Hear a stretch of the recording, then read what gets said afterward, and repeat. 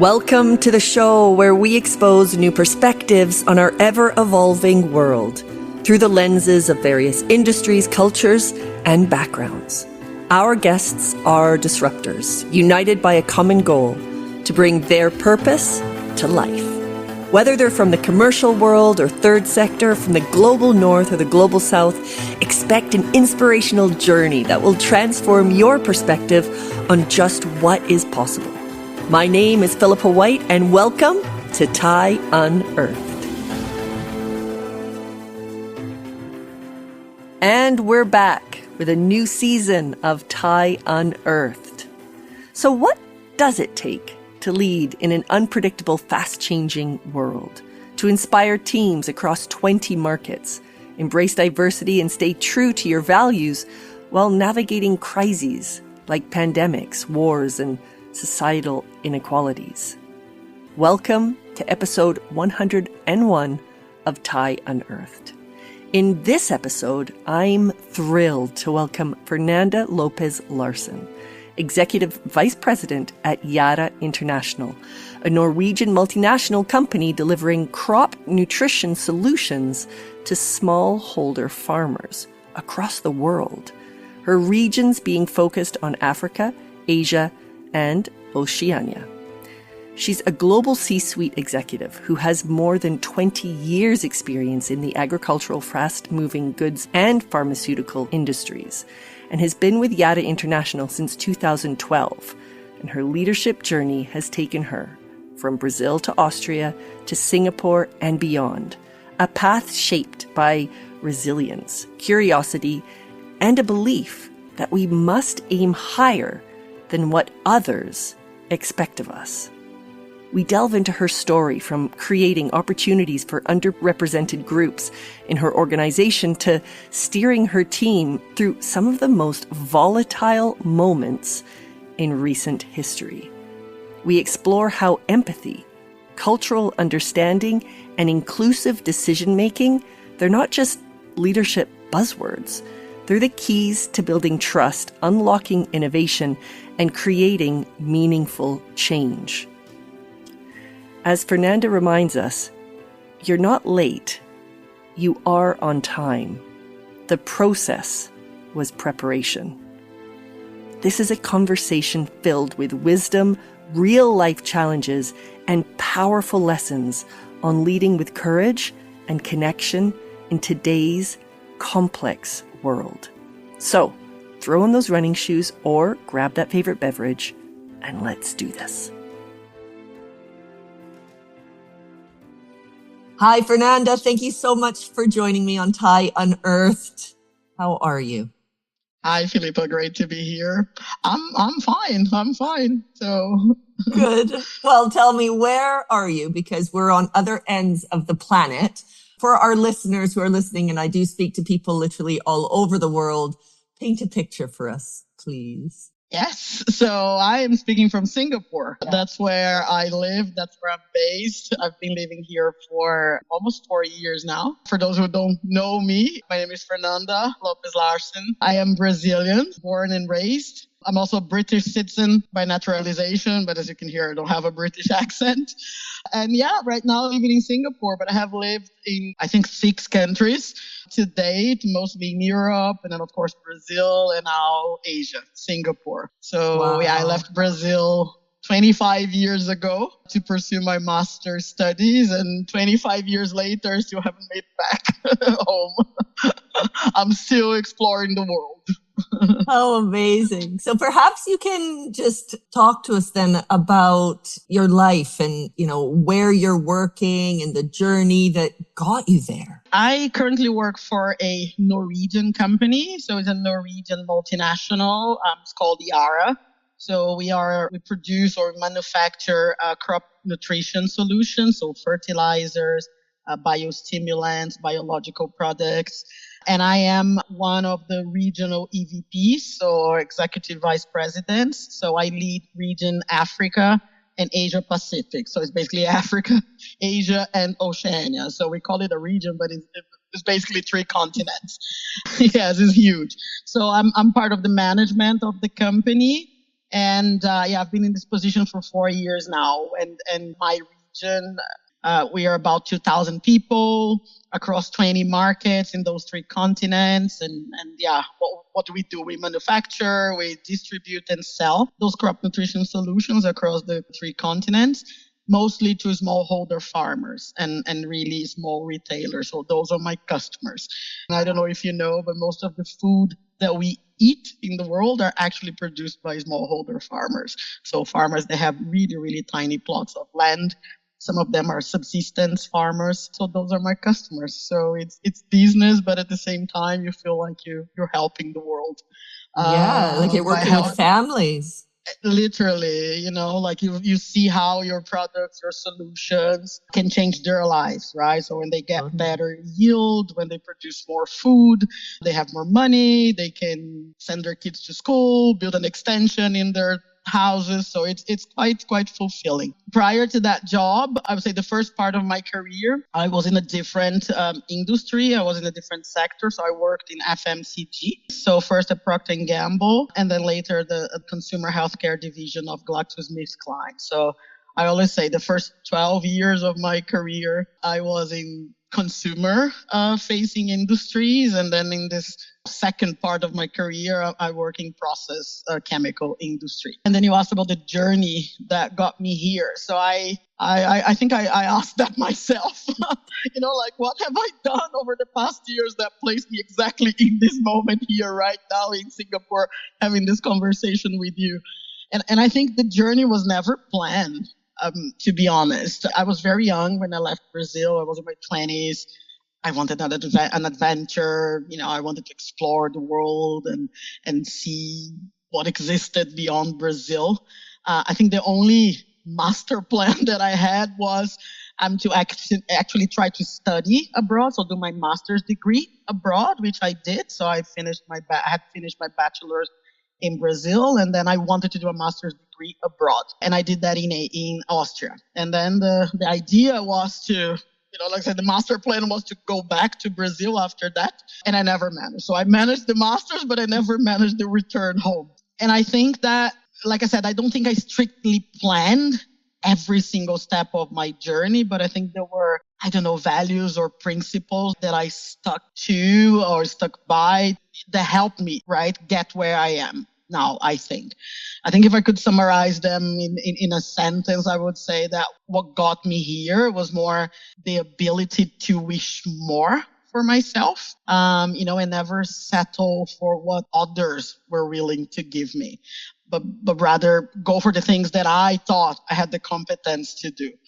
I grew up in the 80s in Brazil. There weren't many options, right, for a Black girl like me. If you come from poverty in Brazil and you live in Brazil, you know how it is. Unfortunately, still a little bit like that. You come from poverty, you get stuck in the lower layers, right, of society. I didn't come from poverty, but I come from a lower middle class. So the options for me, I would say, were, you get lucky, marry well, or you become, a teacher, or, no disrespect to any of those professions. But, to have a Black girl dreaming to go abroad to study engineering, it was something I would say unthinkable, for my family, unthinkable, for someone like me. So those were not the dreams, I think, that we were supposed to have at that time. But I got lucky in the sense that my parents always believed in me. They always focused on education. They invested everything they had in me and in my brother.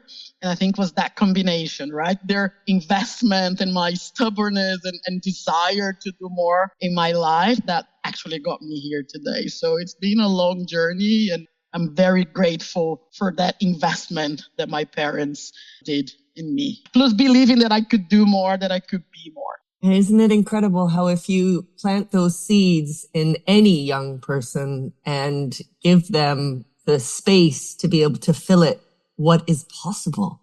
Exactly. To be honest, the other day I was actually talking to my mom about this. She was just like, and we never knew where it came from. It's never something that we told you had to do. You had to leave Brazil. You had to aim for more. I don't know, maybe I was just born this way, ambitious or curious. stubborn a little bit. So refusing to accept no for Resilient. answers. Resilient. Yeah, resilient. I remember when I applied for the scholarship in Austria because I did my master's degree with a scholarship from What the was your Austrian master's degree in? civil engineering. Yeah, no, civil engineering with a specialization of in structural engineering. I remember when I applied for the scholarship, my professors at my university in Brazil, they were just like, we wish you all the best, but you do know that it's really hard, right, to get a scholarship, especially for master's degrees, because normally people get for PhDs. And Brazilians have that, I would say, extra complication that at the time, and I think it's still like that today, we're not really considered Latinos or super underdeveloped countries. So the scholarships were for African students or Central American students. So I was really in that limbo and nobody actually believed I would get one scholarship, but I actually did.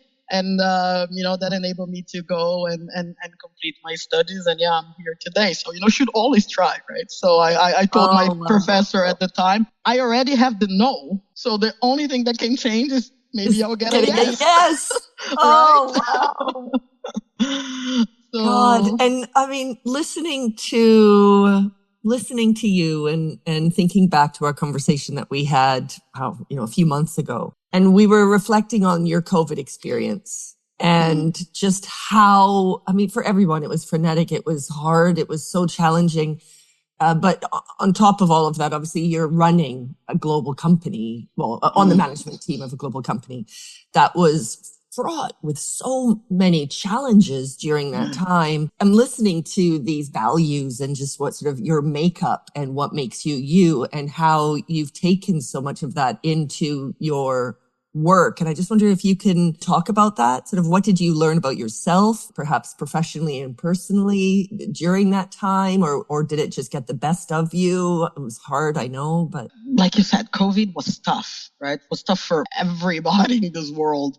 And I think particularly at the beginning of the pandemic, I went into a really bad space, mentally, emotionally. I was really afraid of dying and leaving my kids behind. Remember how that first phase was horrible. All those uncertainties. I remember every day watching the BBC and we had that ranking of death, right? Which countries were losing more people. So it was horrible. All those discussions about, is there a cure? Is there a vaccine? Yeah, so that affected me quite deeply. And I think we saw the best and the worst of humanity during the COVID, because the best in the sense that we got the most brilliant scientific minds of this world rallying behind finding a cure, finding the vaccine in a record time, which they did.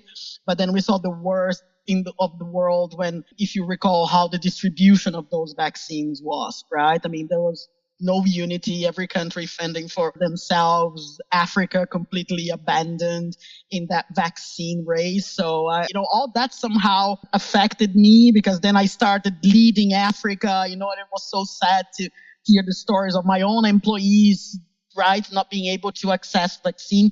So it does something to you. And I think when the murder of George Floyd happened, because that was around May 2020, I think that's when I totally crashed then, because it was one of the most horrible things I had ever seen. I think on TV, someone being murdered in plain daylight. Remember that? Awful.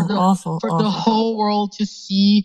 And all that commotion that the world felt, of course, I felt too, but I felt at a much deeper level because, I'm a Black person, right? I'm a mother of Black children. I'm a sister of Black brother. So all the time I was thinking, how many times have I been to the United States, right? So this could have happened, to my kids, God forbid. But I also felt ashamed because this happens in Brazil, so there are George Floyds in Brazil, there are George Floyds in South Africa. And I felt that, okay, it takes for someone to be killed on live TV for me to kind of mobilize and try to do something about, or try to do something for my own race.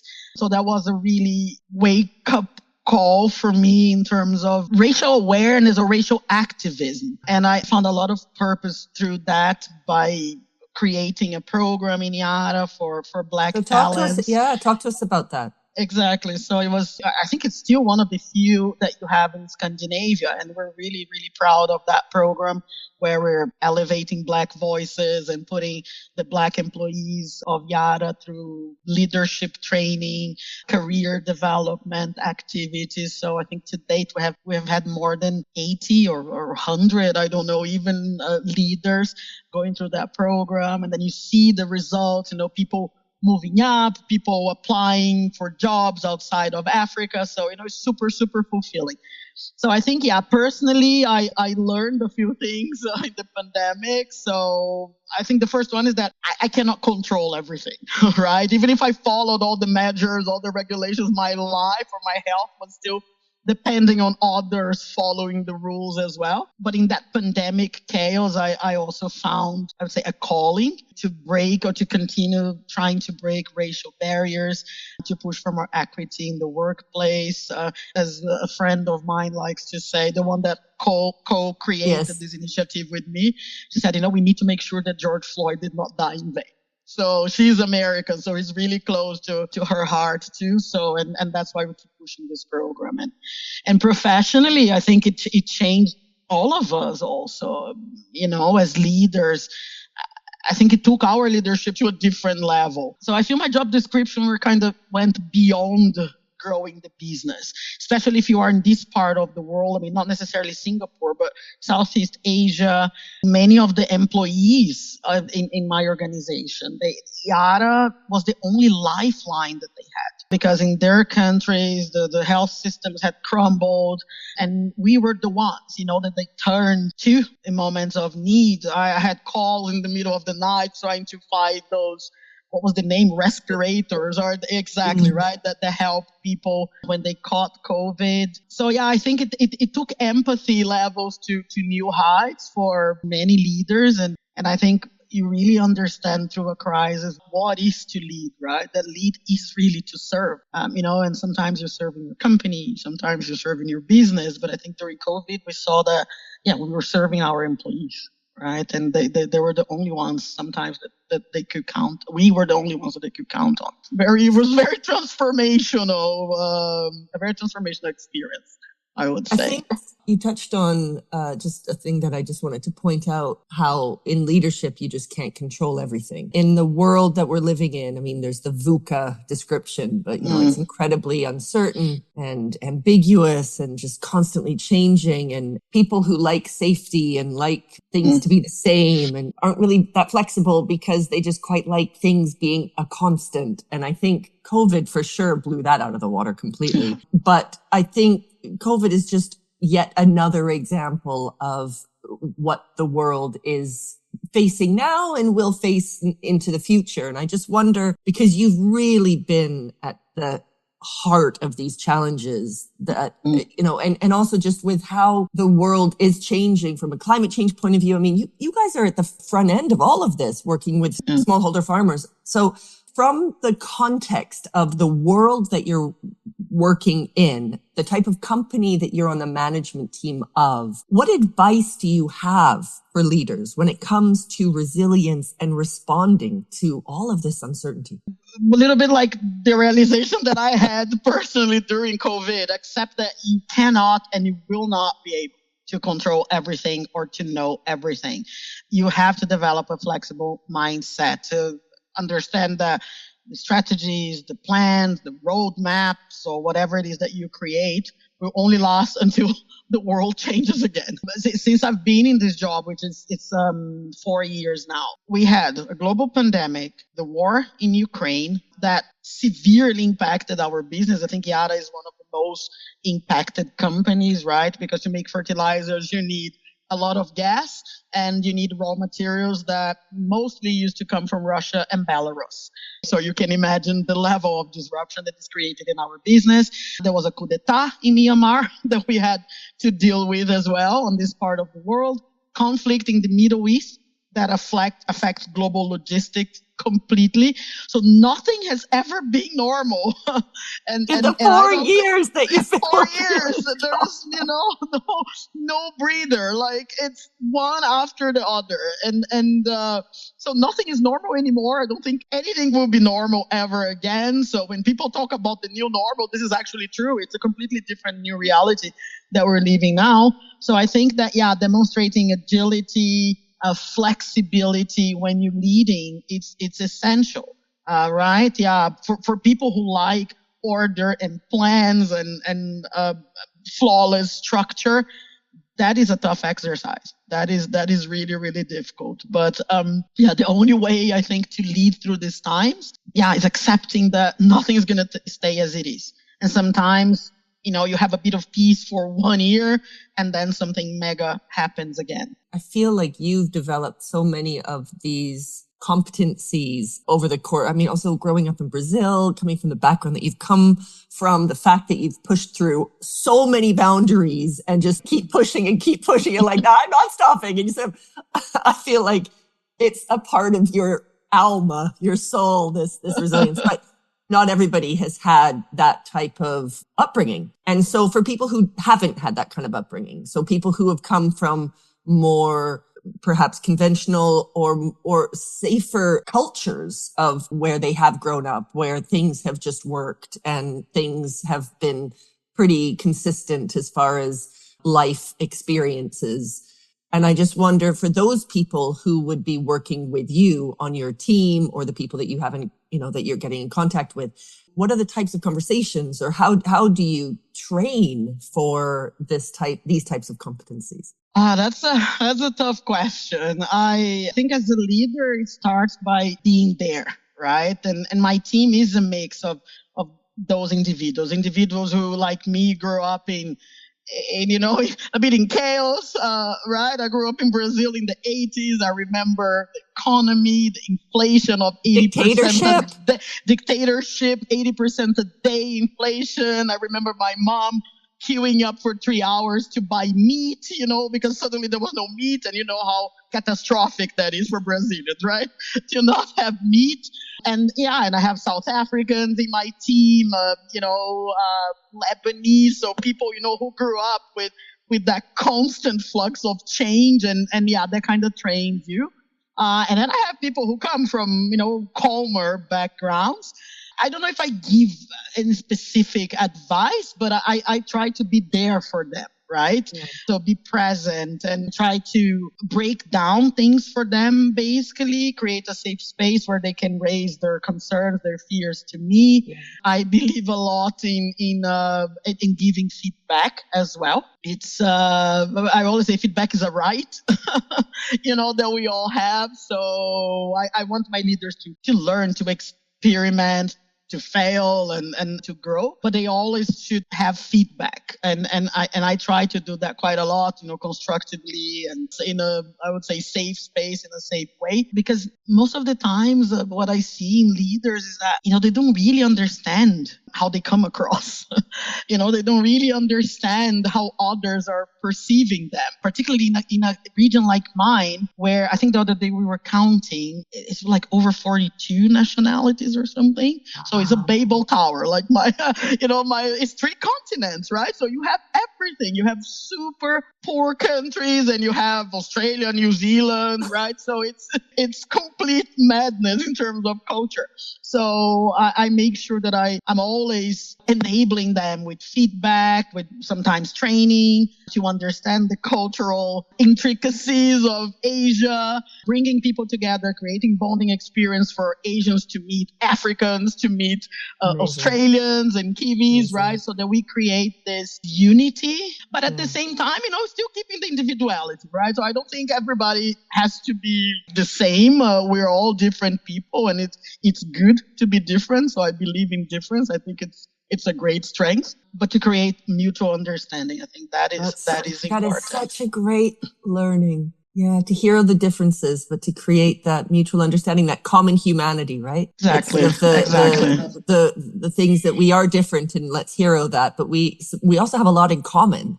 And let's find that to Really. realize that when you realize that, then that's what unifies people, isn't it? Absolutely, So absolutely. interesting. We're much more similar, I think, than we think, right? Totally. And even between Africa and Asia, I remember we had a summit here. When was that? I think it was about 2 years ago. Leaders from my entire region, they came to Singapore for like 3 days, leadership meetings and sessions. It was kind of we call it knowledge exchange. And in the beginning, everybody was just like, the Africans sitting together in their corner, and then the Chinese, and then the Singaporeans, By day 2.5, it was just like my friend from Zambia, my Chinese friend from Guangzhou, and it was so amazing to see how they bonded and how quickly, right? That how happened. did you do that? What did you do to do that? I'm curious. I think it's how you create the session, right? There was a lot about leadership development. There was a lot about inclusion. So we had some speakers around DEI, but not focusing on the diversity part only, on gender, those things that company normally likes to focus on, but really focus on the inclusion part. What it means to be inclusive, and how many times do we say things that don't sound inclusive? So you should see the eyes. Everybody watching, like, wow, nobody's ever told me that. Wow, having those wow moments. It was fascinating to see. And then in the end, so the Ghanaians being friends with the Chinese, with the Filipinos. So it was really, those cultures coming together, because we are more similar than we are different, I think. I think this is the best segue to my next question, because I think we're both very, very passionate about diversity. I share your passion. You're super passionate. I mean, this kind of stuff just gets me really excited. And the thing is, for us as leaders, as teams, in companies, for us to be able to make the best decisions, we need to tap into the ideas of everybody at different rungs throughout the company, the hierarchical ladder. Everyone has relevant knowledge that they can share. But we also know that when the environment is super complex and uncertain, sort of what we were talking about previously, this is also when, a dominant brain is totally insufficient to solve the problem. We need to get those diverse voices together to be able to maximize that collective intelligence. And I'm just wondering, and what you've just said, I think is part of the answer for sure, even just having these get-togethers. But I'm just wondering, what are you doing to address this diversity challenge? I'm very fortunate, I think, first of all, to be able to do the things on top of my daily job. Day-to-day job.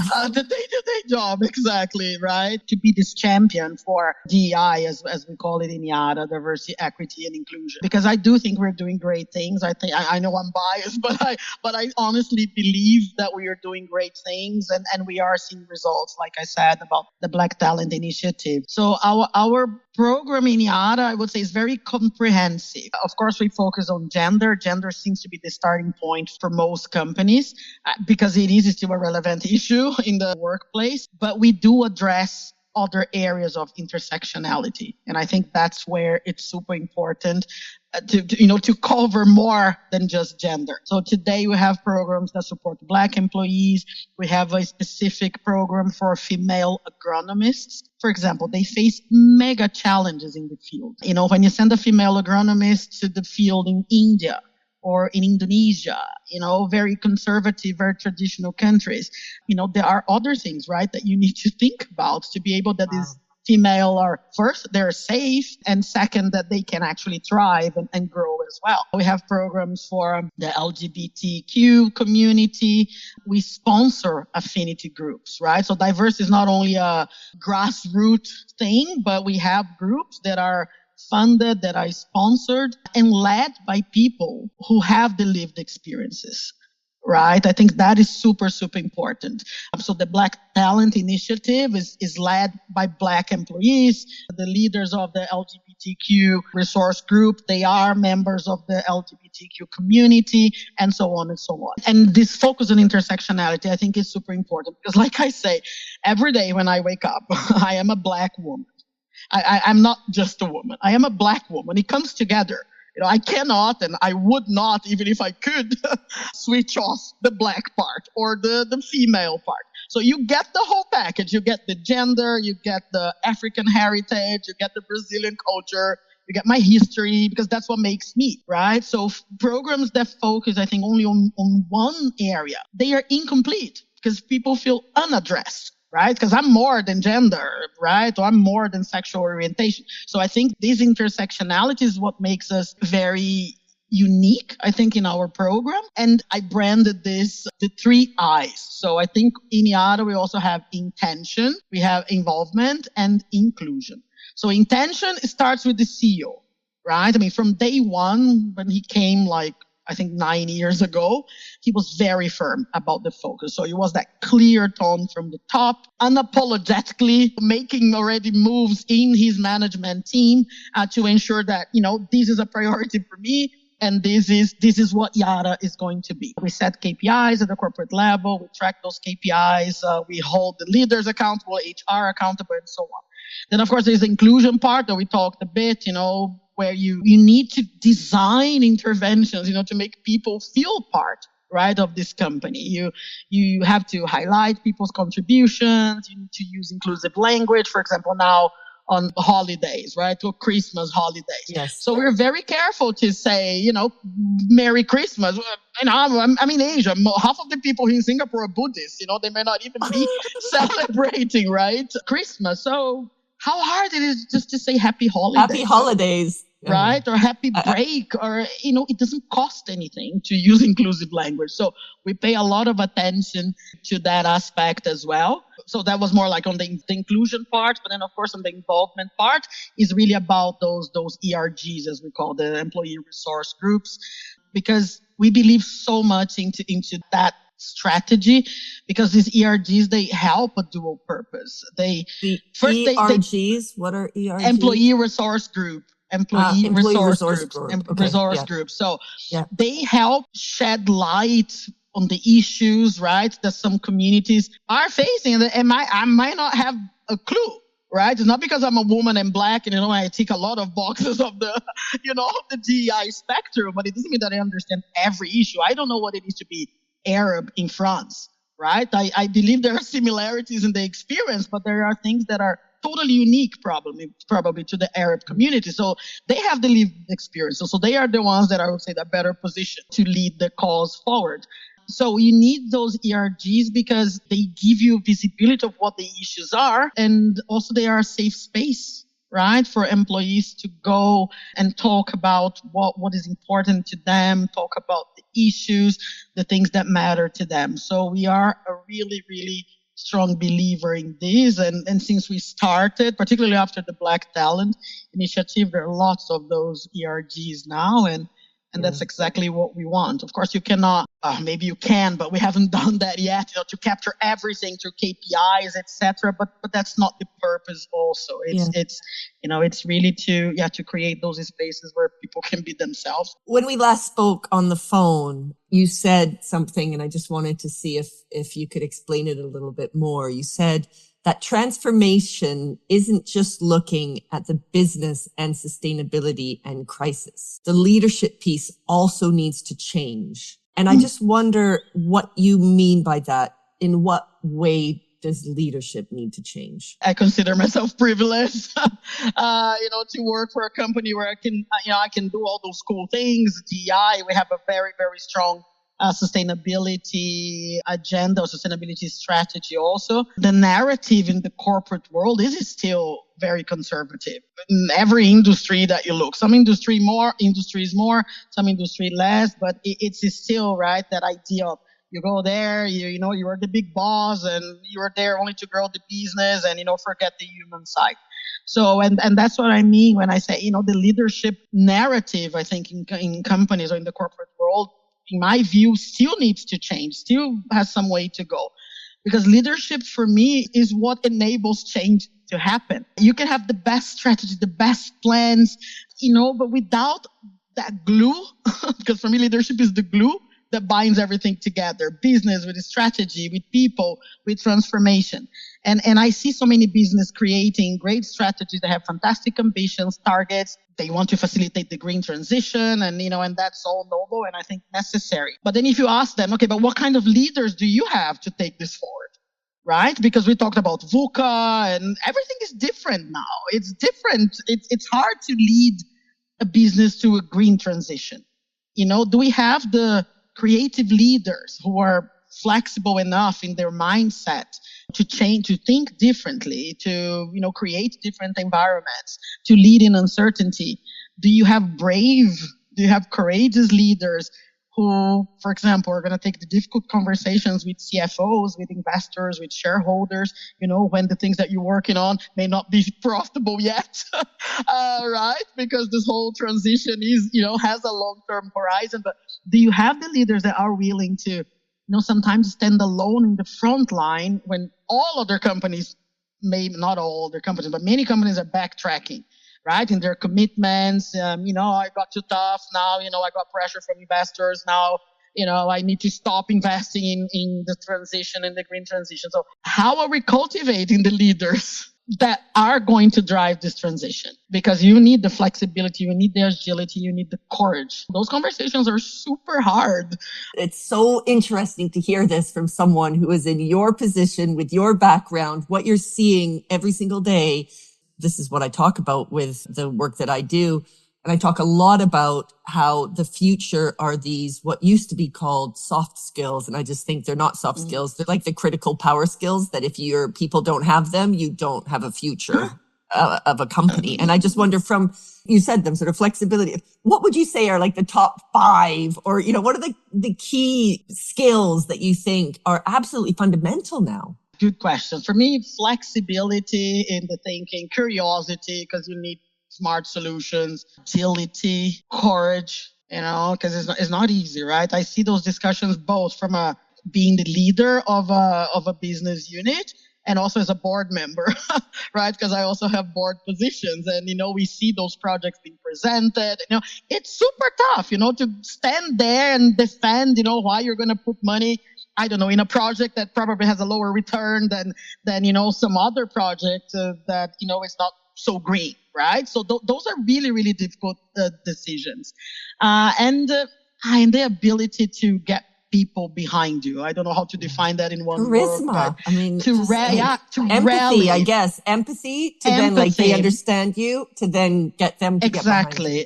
Empathy, because people follow people, right? So you don't follow spreadsheets or PowerPoint presentations. People follow people. So you can have the most brilliant functional expert in the world, but if you want to implement something, if you want to change things, you need the teams behind you. So if you don't have, or not even have, because I don't think we're born like that, but if you don't develop that skill, then I think transformation is really difficult.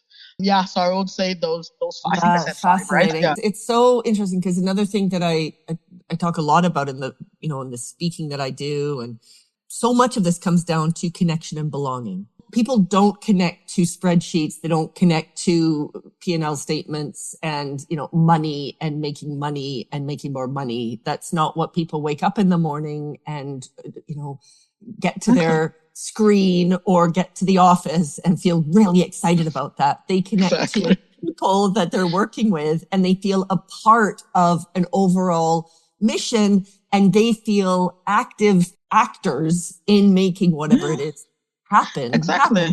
And they connect to the people like you who are running the teams and their team leaders and the other people on their team. And that doesn't just happen. You need to have the people who understand how to cultivate those skills and how, and to have them to be able to get people along. So yeah, I fully agree. Fantastic. Fully agree. Sometimes it's only about being present and listening. I know it sounds really, really basic, but sometimes that really is the case, particularly when you have teams in conflict. Like I had a situation recently where the team was, really fighting and nobody got along with anybody, right? And all this back talk and blah, blah, blah. Then I got involved to kind of, go and fix it. And all they wanted was to be heard. They were just like, I don't feel that they are taking my points of view into consideration. They don't need to do the way that I'm telling them to do, but I just want to say my piece. That's what I heard from people. It's just like, okay, this is the easiest job ever. So, I just sat there like I'm sitting here with you. It's like, okay, you have 1 hour. Let me know, what is in your heart? What's going on? How are you feeling? Right? And I felt it was almost like a bit of therapy that I was doing. But that's what it is. It's listening and it's letting people talk through it and exactly and understand what's happening. And that is a very powerful tool. And at the end of the day, many situations, I'm not saying this is a formula that you can use for everything, but in many situations, it's actually about that. And there's just like, I'm going to be behind whatever is decided. I just want to make sure that, because everybody wants to contribute. Everybody wants to help. My husband sometimes say, you're too naive, but I do believe in the good of people. I do. I do think that the toxic, evil ones are the exceptions. People want to contribute. Yeah, sometimes they have their own stubborn way of contributing, but that's in the end what they want. And so now the team is functioning much better and, having those open conversations with them, just like, okay, this is what's going on, right? So, and this is what we're going to do. And sometimes give that sense of direction that they kind of lost with all the fights and blah, blah, blah. So, yeah. Do you have any just sort of an easy takeaway or something that you can leave our listeners with, a tool or something that sort of, okay, this is what I do every week for my team, or this is something that is just, it really works really, really well. It's super simple. Do you just have a quick takeaway that you can leave people with? Listening, as we just talked about, right? So listening, being authentic. I feel that if I was playing a role, people wouldn't trust me. I am like what you see here is really what you get. Be yourself and really give feedback and ask for feedback. And especially the ask feedback part, not everybody likes it, right? And I'm not saying I love it either, but it is necessary because we have so many blind spots. Sometimes you say some things that people misinterpret like completely because we're from different cultures, different backgrounds. We all speak English differently. Sometimes the English translation goes really, really wrong. Yeah, just, ask for feedback. And if you are a leader, give feedback as well. Yeah. So there's a very good approach or framework that I like for feedback, which is I don't know, you probably know SBI. So it's situation, behavior, and impact. So when you're giving feedback, so describe exactly, when the situation happened, time, place, what was the behavior that was observed. And then when it comes to the impact, always make it about how it made you feel. Because if you give feedback to a person saying, Filipa, you are this, you are that, you're going to be like, no, I'm not, right? That's going to be your first reaction. But if I go and tell you, Filipa, when you said A, B, C, D, you made me feel, I don't know, unvalued, or you made me feel, discouraged, or whatever the word is. Then you cannot turn to me and say, no, you didn't feel that way, because, it's my feeling, right? So you don't have the authority over my feeling. So if you give the feedback in a sense that you're talking about how the person's action made you feel, then you have a conversation. And then things unleash from that. But if you go and finger point, you are this, you are that. I mean, everybody will react. I will do that too, and I've had years of leadership training. And the first thing I'm going to say, no, I'm not. I'm not like that, right? Yeah. Because I probably didn't mean it that way.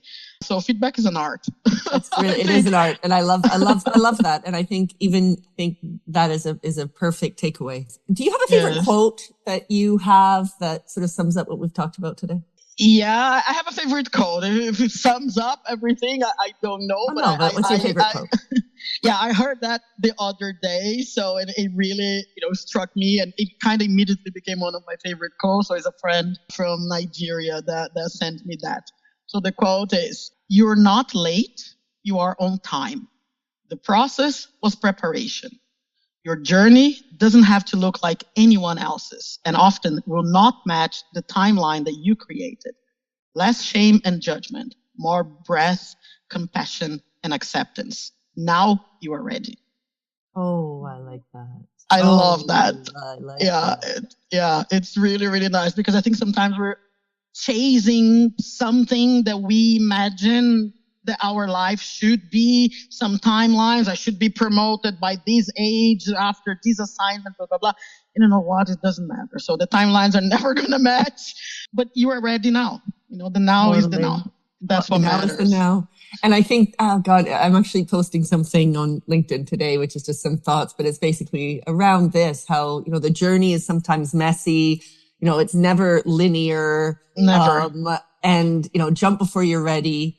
And I just think sometimes we have these predetermined plans in place, and sometimes you just have to think, okay, that can be a guide, but exactly. Quite likely it's not going to follow that path. No, I never planned to be an EVP living in Singapore. That was in none of the career plans that I wrote. Not because, I don't like Asia, quite the opposite. I've traveled to Asia many times, but, being Brazilian, you go for the obvious, right? If I'm going to have an international experience outside of Norway now, maybe I should go to Brazil or live somewhere else in Latin America because it's closer home. No, I ended up in Singapore. And I never planned that. And I love it. The plans are good up to a certain point. So again, the flexibility is important as well. Is there anything that I haven't asked you that you'd like to tell our listeners? Oh God, no. I think you asked a lot. I think it, it was a pleasure. It was a pleasure to have this conversation with you. And I think we could go for another hour, but of course. Fernanda, thank you for your energy and your optimism and your just love of life. And I just so appreciate you joining me, and thank you for your time, because I'm aware it's late, so you need to go to bed. But no, thank you so much, Filipa. So I love being here. So became a huge fan of the things that you write and your books. So thanks for what you're doing for leadership. So thank you so much. Oh, Fernanda, thank you so much. Enjoy the rest of your evening. Thank you. Take care. Hey everyone, this is Philippa again. I hope you enjoyed listening. Now this is your chance to get involved with TIE. If you're looking to create better leaders, better companies, and a better world, that's just what we do by helping leaders tap into their greatest asset, their humanity. We have a number of corporate programs that impact a range of people, from individuals at a company to 500 people around a business. Or check out my book, Return on Humanity, Leadership Lessons from All Corners of the World. You'll find the answers to how business can truly become a positive force while remaining at the forefront of competition. You can find all the information you need on all of this at TIEleadership.com. Get in touch and I can explain more. A huge thanks to Fernanda Vieira for co-producing this with me and for creating the music. I hope we'll meet up again soon.